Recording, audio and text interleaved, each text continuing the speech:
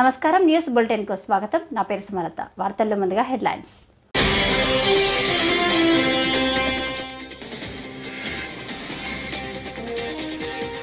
ప్రపంచ ఆదివాసీ దినోత్సవ వేళ గిరిజనులతో కలిసి చంద్రబాబు నృత్యం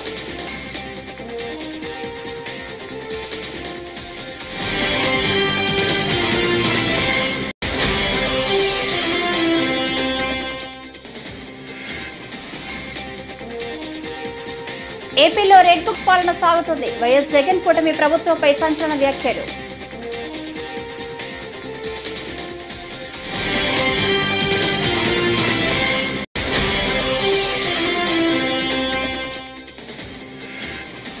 పెండింగ్ నిధులు విడుదల చేయండి కేంద్ర మంత్రులకు నాదెండ్ల విజ్ఞప్తి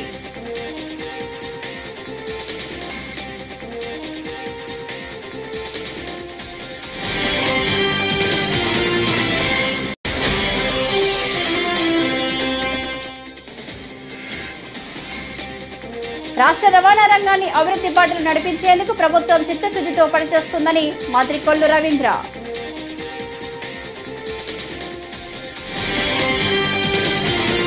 ఇక డీటెయిల్స్ చూస్తే ఏపీ సీఎం చంద్రబాబు నాయుడు ప్రపంచ ఆదివాసీ దినోత్సవం వేళ గిరిజనులతో కలిసి సందడి చేశారు. ఆదివాసీ దినోత్సవ కార్యక్రమంలో పాల్గొనేందుకు విజయవాడ తుమ్మలపల్లి కళాక్షేత్రానికి వెళ్లారు. అక్కడ ఆయనకు మంత్రి గుమ్మడి సంధ్యారాణి ఎమ్మెల్యేలు ఘన స్వాగతం పలికారు. అనంతరం గిరిజనులతో కలిసి చంద్రబాబు కొద్దిసేపు తిల్సా నృత్యం చేసి వారిని ఉత్సాహపరిచారు. గిరిజనుల వద్దకు వెళ్లి వారిని పలకరించారు. ఆ తర్వాత డప్పు కొట్టి గిరిజనులతో మమేకమయ్యారు. వివిధ వేషధారణలతో వచ్చిన వారితో ముచ్చటించారు.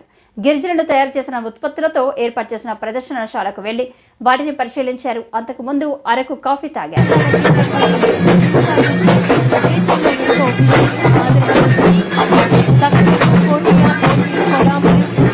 మూకతరలో లాంటి సుమారు 18 గంటలకు చెందిన గిరిజనులు ఈ హింసా నృత్యంలో పాల్గొంటున్నారు. అనంతరం జరుగుతున్నటువంటి సీతంపేట కళాకారులచే జాతపు నృత్యం గౌరవ రాష్ట్ర ముఖ్యమంత్రి వర్యులు శ్రీ నారా చంద్రబాబు నాయుడు గారు సీతంపేట కళాకారులచే జాతపు నృత్యం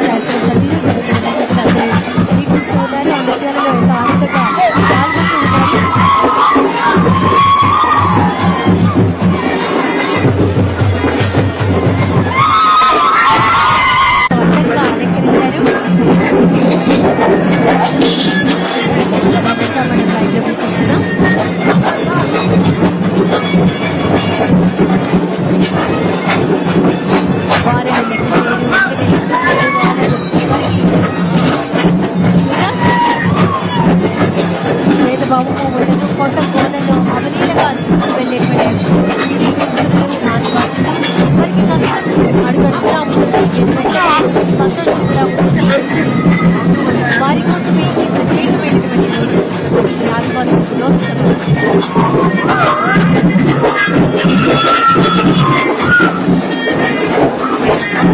కొమ్ము పోయే నృత్యం చేసినటువంటి బృందంతో రాష్ట్ర ముఖ్యమంత్రి వర్యులు గౌరవనీయులు నారా చంద్రబాబు నాయుడు గారు కూడా రిధం కలుపుతున్నారు. దాన్ని మనమంతా వీక్షిస్తున్నాం.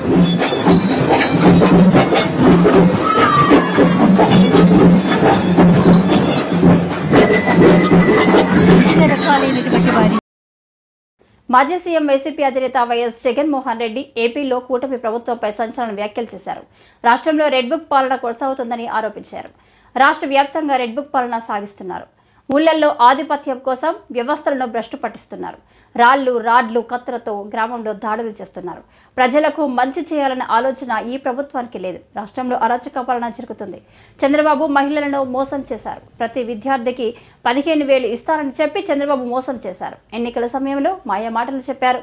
మన ప్రభుత్వమే ఉంటే ఇప్పటికీ అందరికీ రైతు భరోసా అందేది అని వైఎస్ జగన్ అన్నారు. అవి కూడా మోసం చేశాడు. పొదుపు సంఘాల అక్క చెల్లెమ్మలకు 0 వడ్డీ కింద డబ్బులు జమ చేయాలి, అది మోసం చేశాడు. అది కూడా ఇవ్వకుండా ఇలా ప్రతి ఏరియాలోనూ కూడా ప్రతి ఒక్కరిని కూడా రైతులను మొదలు పెడితే రైతులను, చిన్న పిల్లలను, పెద్ద పిల్లలను, అక్క చెల్లెమ్మలను ప్రతి ఒక్కరిని కూడా మోసం చేసిన ఈ చంద్రబాబు ఏ ఒక్కరూ కూడా ప్రశ్నించకూడదు, ఏ ఒక్కరూ రోడ్ల మీదకి రాకూడదు, ఏ ఒక్కరూ చంద్రబాబు నాయుడు గారిని నిలదీయకూడదు అని రాష్ట్ర వ్యాప్తంగా రెడ్ బుక్ పాలన సాగిస్తా ఉన్నారు. రెడ్ బుక్ పాలనలో చంద్రబాబు నాయుడు ఆయన కొడుకు రాష్ట్రంలో రెడ్ బుక్ పాలన వాళ్ళు తెరిచి కక్ష సాధింపు చర్యలు వాళ్ళు చేస్తూ ఉంటే అక్కడి నుంచి మొదలైతే నియోజకవర్గ స్థాయిలో ఎమ్మెల్యేలు, మండల స్థాయిలో మండల నాయకులు, గ్రామ స్థాయిలో గ్రామ నాయకులు, వీళ్ళందరూ కూడా రెడ్ బుక్లు వాళ్ళు తెరిచేసి వాళ్ళు ఊర్లలో ఆధిపత్యం కోసం ఏ రకంగా వ్యవస్థలను భ్రష్టిస్తూ పోలీసులను నిస్తేదం చేస్తూ పోలీసుల సమక్షంలోనే ఏ రకంగా లా అండ్ ఆర్డర్ను నాశనం చేస్తా ఉన్న పరిస్థితి ఈ గ్రామంలో, ఈ సీతారాంపురం గ్రామంలో సుబ్బరాయుడన్న కుటుంబానికి జరిగిన అన్యాయం ఒకసారి గమనిస్తే ఇక్కడే కనిపిస్తుంది. ఇదే గ్రామంలో ఆధిపత్యం కోసం బూతుల్లో ఏజెంట్ల కింద కూర్చున్న వాళ్ళు, సుబ్బరాయుడన్న కుటుంబం బూతుల్లో ఏజెంట్ల కింద కూర్చున్నారని ఇదే గ్రామంలో అదే రోజు సుబ్బరాయుడన్న ఒక్క కుటుంబమే కాకుండా మిగిలిన 3 కుటుంబాలు కూడా బూతుల్లో ఏజెంట్ల కింద కూర్చున్నారని చెప్పి పెద్దిరెడ్డి కుటుంబం, నాగశేఖర్ వాళ్ళ ఫ్యామిలీ, పల్లం శేఖరు, పెద్దిరెడ్డి కుటుంబం సభ్యులు, వీళ్ళందరినీ కూడా ఈ గ్రామానికి సంబంధించిన ఇక్కడ నాయకుడు మన నారపురెడ్డి, వీళ్ళందరినీ కూడా చంపాలి అని ఏకంగా ఎంత దారుణంగా ఈ గ్రామంలో జరిగిన రాజకీయాలు చూస్తే నిజంగా ఆశ్చర్యం అనిపిస్తుంది. అసలు ఈ గ్రామంలో, ఈ రాష్ట్రంలో లా అండ్ ఆర్డర్ ఉందా లేదా అన్నదానికి ఈ గ్రామంలో జరిగిన ఘటన ఒక ఉదాహరణగా కూడా చరిత్రలో ఎప్పుడు కూడా నిలిచిపోతుంది. ఈరోజు నిజంగా ఎంత ఆశ్చర్యంగా జరిగింది అని అంటే ఈ గ్రామంలో ఈ గ్రామస్తులు, బయట నుంచి వచ్చిన వాళ్ళు అందరినీ కూడా ఏకం చేసి ఆంధ్రప్రదేశ్కు కేంద్రం నుంచి రావాల్సిన నిధులను వెంటనే విడుదల చేయాలంటూ మంత్రి నాదెండ్ల మనోహర్ కేంద్ర మంత్రులకు విజ్ఞప్తి చేశారు. విభజన వల్ల ఆంధ్రప్రదేశ్ నష్టపోయిందని గుర్తు చేస్తూ రాష్ట్రాన్ని ఆదుకోవాలని కోరారు. ఈ మేరకు ఏపీ ముఖ్యమంత్రి చంద్రబాబు ఆదేశాలతో మంత్రి నాదెండ్ల మనోహర్ గురువారం కేంద్ర మంత్రులు ప్రహ్లాద్ జోషి, హర్దీప్ సింగ్ పూరిని కలిశారు.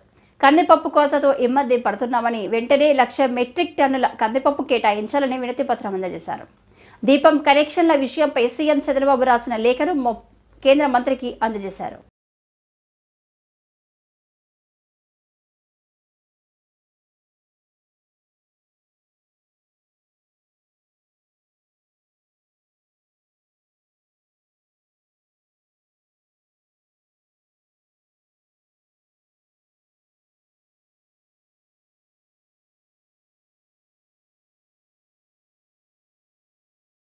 రాష్ట్ర రవాణా రంగాన్ని అభివృద్ధి బాటలో నడిపేందుకు కూటమి ప్రభుత్వం చిత్తశుద్ధితో పనిచేస్తుందని మంత్రి కొల్లు రవీంద్ర అన్నారు.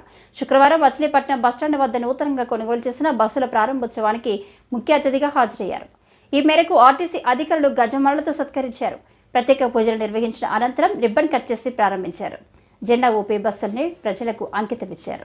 మనందరికీ తెలుసు, గతంలో ఆర్టీసీకి అన్ని విధాలా కూడా సహకరించింది తెలుగుదేశం ప్రభుత్వంలోనే కార్మికుల పట్ల మరి ఆ రోజు పెద్ద ఎత్తున కార్యక్రమాలు చేయడం, ఆర్టీసీని బలోపేతం చేయడానికి అనేక కార్యక్రమాలు తీసుకున్నాం. కానీ గత 5 సంవత్సరాలు ఆర్టీసీ సోదరులు పడినటువంటి కష్టాన్ని కళ్ళారా మేము చూసాం. విలీనం పేరుతో ఆర్టీసీని ప్రభుత్వంలో విలీనం చేస్తామని చెప్పి నిజంగా చాలా మంది ఎందుకు ఇలా జరిగిందని చెప్పి చాలా బాధలు పడ్డారు. ఇవాళ అవన్నీ కూడా ప్రక్షాళన చేసుకున్న భాగంగా రాష్ట్ర ప్రభుత్వం కూడా ముందుకెళ్తా ఉంది.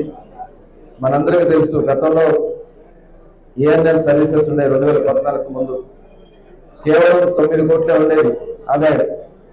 కానీ చంద్రబాబు నాయుడు గారు ఇచ్చినటువంటి ఆదేశాల ప్రకారం ఆ రోజున ఆర్టీసీ ఎండీగా ఉన్నటువంటి సాంబశివరావు గారు కూడా దాన్ని ఆచరణ పెట్టడం వల్ల దాదాపు 280 కోట్ల రూపాయలు కేవలం కార్గో సర్వీసెస్ ద్వారా ఏఎన్ఎల్ పార్సెస్ ద్వారా వచ్చిందంటే అది ఒక దార్శనికుడు ముందు చూపు వల్ల వస్తుందనే దానికి ఇది ఒక నిదర్శనం. మరి అటువంటి కార్యక్రమాలు రేపు మళ్ళీ ఆర్టీసీని బలోపేతం చేయడంలో తెలుగుదేశం ప్రభుత్వం, జనసేన, భారతీయ జనతా పార్టీ కూటమి సంయుక్తంగా పనిచేస్తామని ఆర్టీసీ కార్మిక సోదరులందరూ కూడా హామీ ఇస్తూ, ముఖ్యంగా మన మచిలీపట్నం నుంచి దాదాపు చాలా సర్వీసెస్ ఉన్నాయి. ఎందుకంటే ఇవాళ ఆటోలు వచ్చాక కొంత ఇబ్బంది అవుతా ఉంది. కానీ ఇవాళ చంద్రబాబు నాయుడు గారు మొన్న ఎన్నికల్లో చెప్పినటువంటి వాగ్దానాల్లో భాగంగా త్వరలోనే ఆడబిడ్డలకి ఉచిత బస్సు ప్రయాణానికి కూడా ఆలోచన చేస్తా ఉన్నారు. ఎందుకంటే రాష్ట్రం ఇప్పుడు అస్తవ్యస్తం చేస్తారు ఈ ప్రభుత్వం. అసలు చాలా దారుణంగా ఉంది. రాష్ట్రంలో వాళ్ళు చేసినటువంటి కార్యక్రమాల వల్ల అప్పులు పాలు చేశారు. ఇవాళ అవన్నీ కూడా ఒక్కొక్కటి చేసుకుంటూ ముందుకు వస్తున్నాం. మరి ఈ మహిళలకు ఇచ్చినటువంటి హామీని కూడా ఆర్టీసీని బలోపేతం చేసుకోవాల్సిన కార్యక్రమాన్ని కూడా ఒక ప్రత్యేక ప్రణాళిక తయారు చేసుకోవడం జరుగుతుంది. మరి అదేవిధంగా మంత్రిగా రామప్రసాద్ రెడ్డి గారు కూడా ఉన్నారు. వారు కూడా దీని మీద శ్రద్ధ వహిస్తున్నారు. మొన్ననే విజయవాడలో బస్సులు కూడా ప్రారంభించుకోవడం కూడా జరిగింది. మరి ఈ సందర్భంగా మరొకసారి ఆర్టీసీ యాజమాన్యాన్ని అందరూ కూడా అభినందనలు చేసుకు, ముఖ్యంగా మచిలీపట్నం ఆర్టీసీ డిపో మరి ఆయన ట్రాన్స్పోర్ట్ మినిస్టర్గా కూడా పనిచేశారు గతంలో పేర్నాని గారు. ఆ రోజు పాలాభిషేకాలు చేయించుకున్నారు. ఇవాళ ఆర్టీసీ ఇంత దారుణమైనటువంటి పరిస్థితికి వచ్చడానికి కారణం ఆ రోజు పాలకులు తీసుకున్నటువంటి నిర్ణయం. కనీసం వచ్చి వాళ్ళకి ఓదార్చ కార్యక్రమాలు చేయాలి. ఆర్టీసీని కూడా బలోపేతానికి ఆర్టీసీ డిపోకి కావాల్సినటువంటి కనీస మౌలిక వసతులు కల్పించడం కూడా మరి ట్రాన్స్పోర్ట్ మినిస్టర్ గారిని ఫెయిల్ అయిన అనేది దానికి మరి ఇవాళ మనం చూస్తున్నటువంటి కార్యక్రమాలే. ఇవాళ వర్షం వస్తే మళ్ళీ వాటర్ ఉంటారు. త్వరలోనే కార్యక్రమాన్ని చేపడతాం. మచిలీపట్నంలో శాశ్వతంగా మురుగునీటి సమస్య లేకుండా రాబోయే 1 నుంచి 2 సంవత్సరాలనే టోటల్ కంప్లీట్ చేసి బస్టాండ్ రోడ్డు కానీ, కోనేరు సెంటర్ కానీ, బందర్లో ఉన్నటువంటి మెయిన్ రోడ్డు మీద చుక్క నీరు కూడా నిలబడకుండా ఉండే విధంగా ఒక ప్రణాళిక తయారు చేసుకుని ముందుకెళ్తున్నాం కూడా ఈ సందర్భంగా మరొకసారి అందరికీ. ఎందుకంటే సీఎం గారు ప్రోగ్రాం ఉంది, విజయవాడ వస్తున్నారు, నేను అక్కడికి వెళ్లాల్సింది ఉంది. దానికోసమే మరి కొద్దిగా అందరితో మాట్లాడుతూ జరుగుతూ ఉంది. మీతో కంటిన్యూ చేయండి. చాలా విషయాలు మాట్లాడతారు కాబట్టి మీరు కంటిన్యూ చేసుకోండి, పర్లేదు. మీరు కొద్దిగా శ్రావణ మాసం మొదటి శుక్రవారం కావడంతో ఇంద్రకిలాద్రి అమ్మవారి ఆలయానికి భక్తులు పోటెత్తారు. ఈ సందర్భంగా ఆలయాన్ని రంగురంగుల పూలతో సుందరంగా తీర్చిదిద్దారు. శ్రావణ శుక్రవారం సందర్భంగా ఆలయ అధికారులు అమ్మవారికి ప్రత్యేక కుంకుమార్చనలు నిర్వహిస్తున్నారు. ఇంద్రకిలాద్రిపై శ్రావణ మాసం సందర్భంగా 4వ శుక్రవారం నాడు సామూహిక వరలక్ష్మి వ్రతాలు నిర్వహించనున్నారు.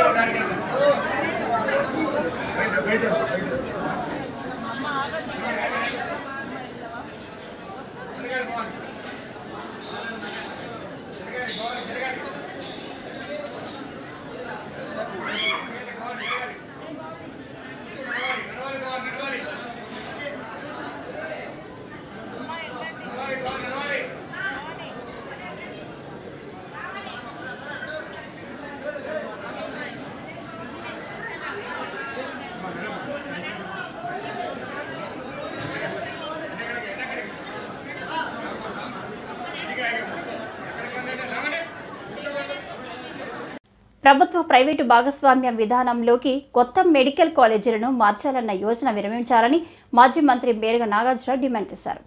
అది ఖచ్చితంగా ప్రభుత్వ కొత్త మెడికల్ కాలేజీల ప్రైవేటీకరణ చేసే చర్యలని ఆయన తేల్చి చెప్పారు. ప్రభుత్వం వెంటనే తన నిర్ణయాన్ని మార్చుకోకపోతే పేద విద్యార్థుల పక్షాన పోరాడతామని ప్రకటించారు.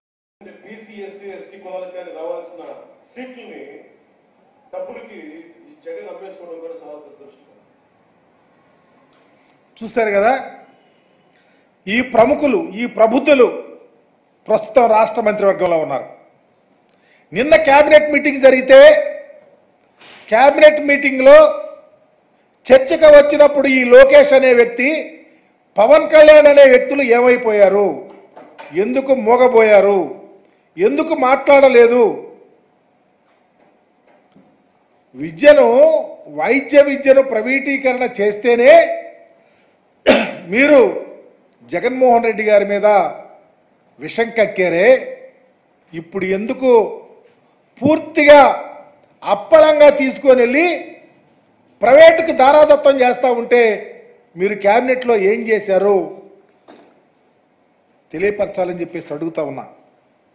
అంటే ఎన్నికలకు ముందు మీరు జగన్ గారి మీద బురగ చల్లడం తప్ప, విషపరాతాలు రాయించడం తప్ప మీ ఆలోచన ఏమీ లేదు. దొంగలుగా మిగిలిపోవాలని తప్ప ఎందుకు మాట్లాడలేకపోయారని కూడా అడుగుతా ఉన్నా. ఒక అడుగు ముందుకేస్తే మీరు చాలా అన్నారు, మేము అధికారంలోకి వస్తే ఈ జీవోలన్నీ క్యాన్సిల్ చేస్తాం, ఈ జీవోలన్నీ రద్దు చేసి మరలా పేద ప్రజలకు అందిస్తాను ఆ సీట్లని చెప్పారు. ఎందుకు రద్దు చేయలేకపోయారు, ఎందుకు ప్రైవేటీకరణకు మద్దతు పలికి రేపు చర్య తీసుకుంటారో సమాధానం చెప్పాలని లోకేష్ని, పవన్ కళ్యాణ్ కూడా అడుగుతా ఉన్నా. మేమేమి అప్పడంగా సీట్లు అమ్ముకొని లబ్ధి పొందరా. ఏనాడు స్వతంత్రం రానప్పటి నుంచి 2019 దాకా ఆంధ్రప్రదేశ్లో 12 ప్రభుత్వ మెడికల్ కాలేజీలు ఉన్నాయి. మేము వచ్చినాక, మా నాయకుడు వచ్చినాక 17 మెడికల్ కాలేజీలను పెడితే ఈ చంద్రబాబు నాయుడు గారు ముఖ్యమంత్రిగా వెలుగొందిన టైంలో ఒక్క మెడికల్ కాలేజ్ తీసుకురాలేకపోయారు. ఎందుకు తేలేకపోయారు? ఆయన ఆలోచన ఏంటి? ఈ రాష్ట్రంలో ఉన్న ఏ కులంలోనైనా ఉన్నటువంటి పేదవారి యొక్క ఆరోగ్యం గురించి ఎందుకు ఆలోచించలేకపోయాడో సమాధానం చెప్పమని అడుగుతా ఉన్నాం. 14 ఏళ్ళు ముఖ్యమంత్రిగా ఉన్నారు మీరు, ఎప్పుడైనా ఈ ఆలోచన ఎందుకు రాలేదని అడుగుతా ఉన్నాం. జగన్మోహన్ రెడ్డి గారికి వచ్చింది కాబట్టే పేదలు, ఏ కులంలో ఉన్న పేదలైనా వారు ఆరోగ్యంగా ఉండాలనే ఆలోచనతో విజయవాడలో ఈ నెల 24-25 తేదీలలో కేడ్రై ఆధ్వర్యంలో సౌత్ కాన్ 2024 కార్యక్రమాన్ని నిర్వహిస్తున్నట్లు కేడ్రై జాతీయ సంయుక్త కార్యదర్శి బి రాజా శ్రీనివాస్ తెలిపారు. విజయవాడలోని ఓ హోటల్లో ఏర్పాటు చేసిన విలేకరుల సమావేశంలో మాట్లాడుతూ సీఎం చంద్రబాబు నాయుడు ముఖ్య అతిథిగా హాజరై ఈ కార్యక్రమాన్ని ప్రారంభించనున్నారని, 5 రాష్ట్రాల నుంచి 1000 మంది ప్రతినిధులు హాజరు కానున్నారని పేర్కొన్నారు. స్వాగతం సుస్వాగతం. సో ఈ సౌత్ కాన్ అనేది 5 రాష్ట్రాల గురించి ఇప్పుడే చెప్పారు రమణ్ రావు గారు, రాజా శ్రీనివాస్ గారు. మేము ఎప్పుడో అంటే ఆల్మోస్ట్ 7-8 years బ్యాక్ చేసాము సౌత్ కాన్ చెన్నైలో. అంతకుముందు కర్ణాటకలో, బెంగళూరులో చేయడం జరిగింది. ఆ తర్వాత ఈ సౌత్ కాన్ ఆంధ్రప్రదేశ్లో చేయడానికి ముఖ్య కారణము రాజా శ్రీనివాస్ గారు అండ్ క్రెడై ఆంధ్రప్రదేశ్ టీం. ఎందుకంటే ఈ ఇనిషియేటివ్ తీసుకొని ఒక పెద్ద బాధ్యత, అన్ని రాష్ట్రాల నుంచి అందరిని తీసుకొచ్చి ఒక పెద్ద వేడుక ఇది. It's not easy to organise such a big event. అంటే మనం ఈవెంట్స్ ఇంతకుముందు కూడా క్రెడై ఆంధ్రప్రదేశ్ అండ్ క్రెడై తెలంగాణ ఆధ్వర్యంలో ఇజ్రాయిల్లో ఒక ఈవెంట్ చేశాము, నేషనల్ కన్వెన్షన్. ఒక కన్వెన్షన్ చేయాలంటే చాలా పర్సనల్ టైం ఇవ్వాల్సి వస్తుంది. నాకు తెలుసు వీళ్ళందరూ వారి పర్సనల్ టైం అంతా ఎంత వెచ్చిస్తున్నారో దీనికి నాకు తెలుసు. ఎందుకంటే I been involved in all these అంటే నేషనల్ కన్వెన్షన్స్. సో ముఖ్య ఉద్దేశం గురించి వారు ఆల్రెడీ చెప్పారు. 5 states నుంచి చాలామంది వస్తున్నారు. వెరీ గుడ్ రెస్పాన్స్ ఉంది. అంటే మేము ఊహించిన దానికంటే బ్రహ్మాండమైన రెస్పాన్స్ ఉంది. తర్వాత ఇంకోటి ఏంటంటే దీనికి కావాల్సిన ఏర్పాట్లు మొత్తము, అంటే లైక్ మోటివేషనల్ స్పీకర్స్ అనుకోండి, నాలెడ్జ్ సెషన్ స్పీకర్స్ అనుకోండి. భారత పార్లమెంటులో రాజదండాన్ని తొలగించి రాజ్యాంగాన్ని ప్రతిష్ఠించాలని దళిత హక్కుల పోరాట సమితి కన్వీనర్ కరవద్ది సుబ్బారావు డిమాండ్ చేశారు. ఈ మేరకు ఆగస్టు 13వ తేదీన విజయవాడలో రాష్ట్ర సదస్సులు నిర్వహిస్తున్నామని అన్నారు. గాంధీనగర్ ప్రెస్ క్లబ్లో నిర్వహించిన మీడియా సమావేశంలో సదస్సుకు సంబంధించిన పోస్టర్ను గురువారం ఆవిష్కరించారు. నా పేరు బుట్టి రాయప్ప, దళిత హక్కుల పోరాట సమితి DHPS రాష్ట్ర ఆర్గనైజింగ్ సెక్రటరీ. ఈరోజు DHPS ఆధ్వర్యంలో పత్రికా విలేకరుల సమావేశాన్ని ఏర్పాటు చేశాం. భారతదేశానికి బ్రిటిష్ వారి నుంచి స్వాతంత్రం కోసం అనేక పోరాటాలు, త్యాగాలు చేసి సుమారు 75 సంవత్సరాల క్రితం మనం స్వాతంత్రం సంపాదించుకున్నాం. ప్రజాస్వామ్య వ్యవస్థని కాపాడి రాజ్యాంగాన్ని అమలు చేయాలి. భారతదేశంలో ఉన్నటువంటి కుల, మత, వర్గ వివక్షతల్ని రూపుమాపాలి అని బాబాసాహెబ్ అంబేద్కర్ గారు ఎంతో శ్రమించి రాజ్యాంగాన్ని భారతదేశానికి. ఈ వార్తలు ఇంతటితో సమాప్తం. నమస్కారం.